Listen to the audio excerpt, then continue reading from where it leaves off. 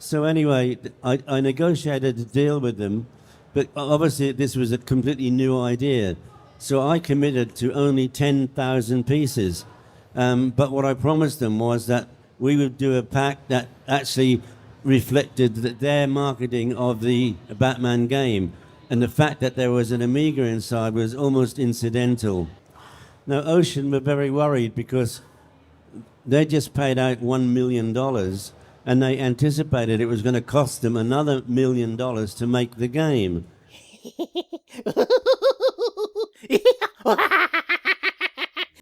If you've just snagged the most lucrative Hollywood movie license of 1989 for the game-changing sum of $1 million and you're expecting the game's development to cost a further $1 million, you can bet your bottom dollar you'd be singing the particulars of the crazy coup from the highest rooftops. You know, for marketing as well as shameless bragging purposes. Your rivals would be green with envy.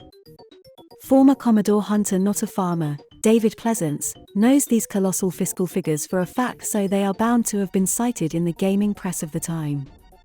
Let's see.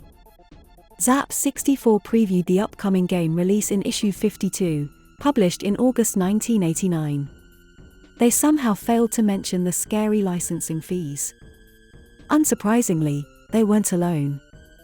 A litany of other games industry publications featured news snippets and previews of the work-in-progress movie license Marvel in the run-up to its enthusiastically anticipated release, in particular those of the Spectrum-oriented Persuasion. Here's a handily neat breakdown of all the examples that don't refer to $1 million. So all of them in fact. Computer and Video Games Issue 93, July 1989. The Games Machine Issue 20, July 1989. The Games Machine Issue 21, August 1989. Your Sinclair Issue 41, May 1989. Your Sinclair Issue 44, August 1989. Sinclair User Issue 88, July 1989. Sinclair User Issue 89, August 1989. Crash Issue 66, July 1989, and Amstrad User Issue 57, August 1989.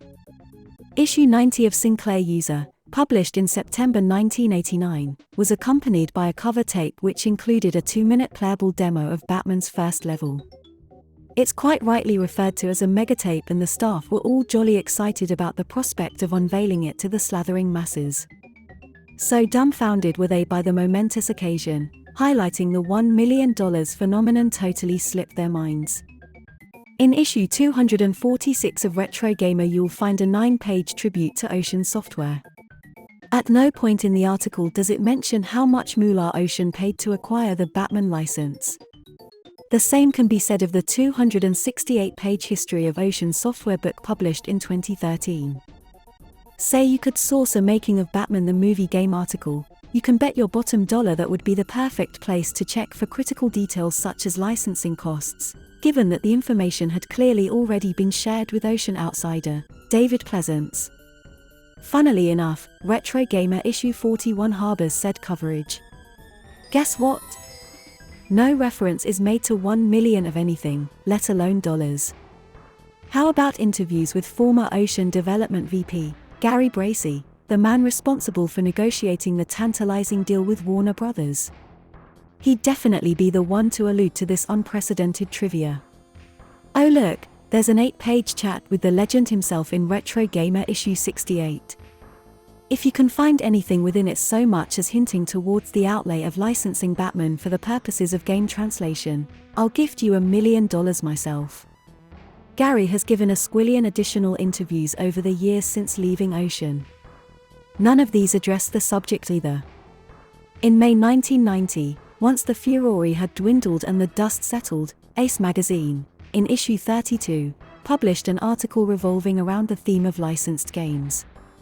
They too must have forgotten to mention the breathtaking $1 million contract and astronomical development costs, what with it not being all that remarkable the following year. Now but old news destined to wrap today's fish and chip supper. 1 million! 2 million! 3! 4 million! 20.